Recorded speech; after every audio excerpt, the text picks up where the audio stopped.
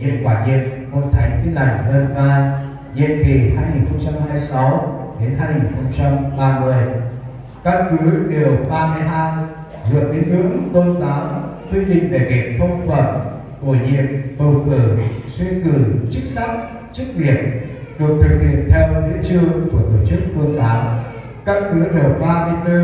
hiến chương Hội Thánh Tin Lành Việt Nam miền Bắc sửa đổi năm 2022 quy định về nhiệm vụ và quyền hạn của ban trị sự tổng hội và đều tương ứng cho nội quy của xã hội. Căn cứ nghị quyết họp ban trị sự tổng hội ngày 25 đến ngày 26 tháng 2 năm 2026 và xét đơn đề nghị của Hội Thánh Tin Lành Đơn Vai đề ngày 12 tháng 2 năm 2026,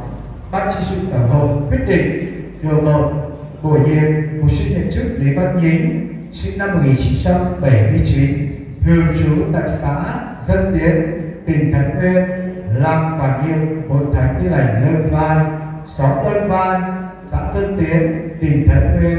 nhiệm kỳ 2026 đến 2030. Điều 2, nhiệm vụ và quyền hạn của quản nhiệm Hội Thánh được quy định trong hiến chương, nội quy, giáo luật, kỷ luật của xã hội và chịu trách nhiệm cá nhân trước ban trị sự tổng hội và các công việc có liên quan, đồng thời được hưởng quyền lợi từ Hội Thánh và mục sư đoàn theo quy định của xã hội. Điều 3, quyết định này có hiệu lực kể từ ngày ký. Thường trực tổng hội, ban đại diện Tin Lành tỉnh Thái Nguyên, mục sư nhậm chức Lý Văn Nhính và ban chấp sự Hội Thánh Tin Lành Đơn Vai có trách nhiệm thi hành quyết định này. Thay mặt ban trị sự tổng hội, hội trưởng mục sư Bùi Văn Sản đã ký. Thật là lễ xã hội Việt Nam.